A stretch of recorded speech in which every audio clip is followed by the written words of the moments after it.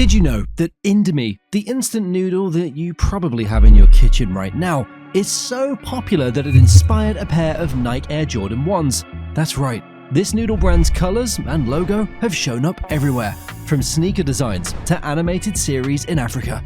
Today, we're uncovering the story of the young, poor boy behind Indomie's success.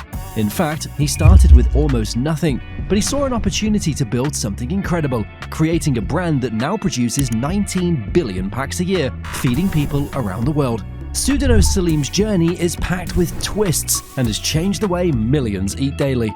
Stay tuned to find out how one of this boy's visions and a lot of noodles became a global success.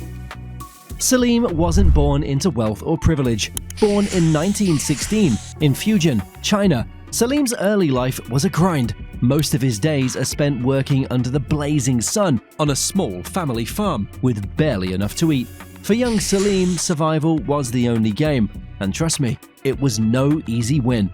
In a time of political chaos and economic struggle, Salim made a bold choice that changed everything. In 1939, at just 23, he left behind his life in China and hopped on a boat to Indonesia, armed with little more than a few coins and a pocket full of dreams. Once in Indonesia, he seized his first chance in the tobacco trade, starting out by selling cigarettes on the street. Watching customer habits like a hawk, he saved enough to open a small processing plant. Tobacco was gold back then, and Salim saw it as his way up. But in 1942, his world flipped when Japan invaded Indonesia. His business was toast, but the setback taught him a lesson that would shape his empire. Never put all your eggs in one basket. From then on, Salim wasn't just about tobacco. He'd go on to build an empire across industries. Coming out of war, Salim proved himself a master of adaptation. By the 1950s, he'd built a thriving logistics business, supplying everything from uniforms to food rations. With the profits rolling in, he made his first major acquisition, Bank Central Asia, BCA, partnering with Mochtar Riady. This move was pure genius. It gave him both the funds for expansion and direct access to capital, setting the stage for bigger moves. Fast forward to 1982. After years of facing setbacks and leveling up, Salim founded IndoFood as part of the Salim Group. But this wasn't just another business play. He saw a real need for affordable, convenient food options in Indonesia's rapidly growing population, and he knew this need existed across the developing world. Salim was ready to make moves.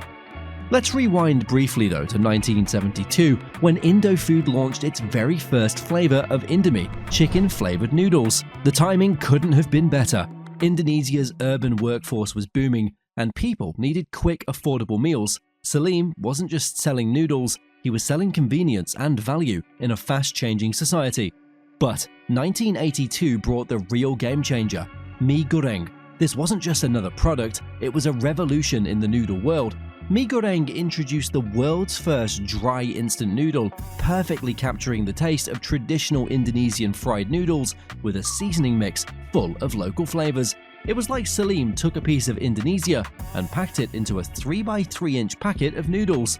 Salim didn't stop at innovating the product, he completely flipped the distribution game too. He built a network of small shops and vendors to reach even the remotest villages. This wasn't just about selling noodles, it was about creating a full-on food distribution empire. By the 1990s, Indomie had blown up. Production soared from 1 million to 10 million packs daily. Its market share in Indonesia hit over 70%, and exports reached 30-plus countries. Salim's marketing genius was clear in how he adapted the product to fit each market. In Nigeria, he launched special chicken and onion flavors tailored to local tastes. In the Middle East, all products were halal certified. And in Australia, he marketed Indomie as a gourmet Asian food product, elevating it from simple instant noodles. But just as Indomie's popularity skyrocketed, dark clouds started to gather. The Asian financial markets were starting to wobble, and Salim's vast empire was about to face its biggest test. With success comes challenges, and for Sudono Salim, 1997 was the ultimate test. The Indonesian rupiah lost 80% of its value in just a matter of months. You walk into work, and it's like your company's worth just got slashed to a fifth of what it was yesterday. Salim's empire was hit hard. The Salim Group debt skyrocketed to 52 trillion rupiah, around USD 11.5 billion back then. With over 500 companies affected, share prices across his business dropped by up to 80%. Now, here's where it gets spicy. During Indonesia's New Order regime under President Suharto, Salim didn't just build a business, he built connections, and not just any connections. He was tapped into some high-level partnerships that shaped the entire economy. Rumor has it that he had close personal ties to Suharto himself.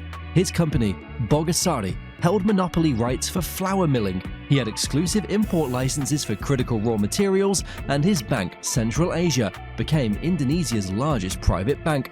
Some people labeled it crony capitalism.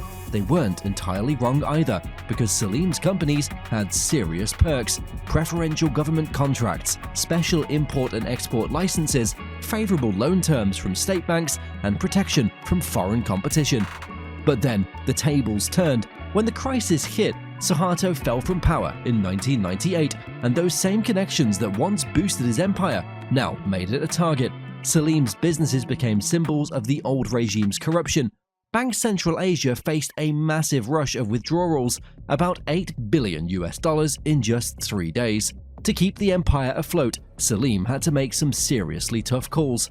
He sold Bank Central Asia to the government, gave up control of Indocement, Indonesia's largest cement maker, restructured IndoFood's debt through complex negotiations, and moved some operations overseas for protection.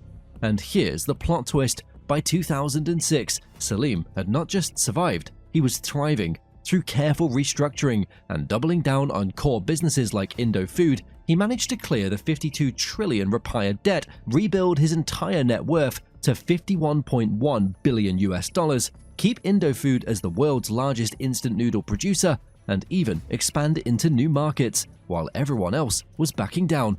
Salim's story raises some real questions about the business and politics of developing economies.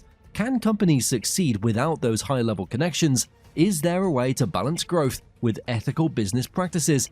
And what happens when a business becomes so massive it's basically too big to fail? You know when something blows up so much it stops just being a product and becomes a lifestyle? That's exactly what happened with Indomie. The brand, it isn't just big, it's next-level iconic. Let's look at some of the mind-blowing numbers that show just how big this brand has become. Indomie produces 19 billion packs every year, with manufacturing plants in 8 countries, sold in over 100 countries, and employing more than 80,000 people worldwide. It's even ranked as the 10th most chosen consumer brand globally. That's not just noodles, that's legacy. But here's where it gets even cooler. Indomie has woven itself into cultures across the globe. In Nigeria, it's not just popular, it's a full-blown cultural vibe. Indomie holds down 70% of the country's instant noodle market, has its own animated series called the Indomitable that reaches millions of kids across Africa, and runs multiple high-tech factories employing thousands of Nigerians. The brand even sponsors major sporting events and educational programs. And in Australia, Indomie fans take creativity to a whole new level. Gourmet restaurants serve up Indomie-inspired fusion dishes. Mie Goreng toasties went viral, and they even dropped a Mie Goreng scented candle that sold out in hours. The obsession is so real that the Victoria state government spends over 500,000 Australian dollars yearly just to keep prisons stocked with Indomie. Indomie's innovation game, it stays strong. Recent moves include plant-based varieties for the vegan crowd, reduced sodium options for the health-conscious, biodegradable packaging, and smart factory tech. Now, under Anthoni Salim's leadership, Sudono Salim's son, the company isn't just chilling on its noodle success. The Salim Group is expanding into digital infrastructure with DCI Indonesia data centers, green energy, copper and nickel mining, and Indomaret convenience stores across Indonesia. As of 2024, the numbers speak for themselves. The Salim Group has an annual revenue exceeding $8.7 billion, is present on major stock exchanges, and is continuously investing in R&D and sustainability. Indomie isn't just a noodle, it's an empire that's redefining global influence, one pack at a time. What began as a small tobacco stand turned into something no one could have imagined. From a 23-year-old immigrant with empty pockets to building a company that feeds billions. Sudono Salim's story isn't just about noodles, it's about spotting opportunities where others see obstacles. Think about this. Every second, Over 600 packs of Indomie are being enjoyed somewhere around the world. That's not just business success, it's a revolution in how people eat.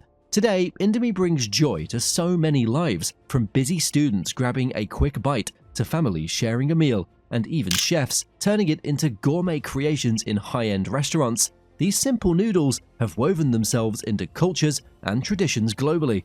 And as for the future, the third generation of the Salim family is pushing the boundaries even further with sustainable manufacturing, digital transformation, health-focused products, and expansion into new markets. But the best part, this story is far from over. Every day, somewhere in the world, someone is trying Indomie for the first time, whether they're in a small Nigerian village, a bustling Australian city, or maybe even right next door to you.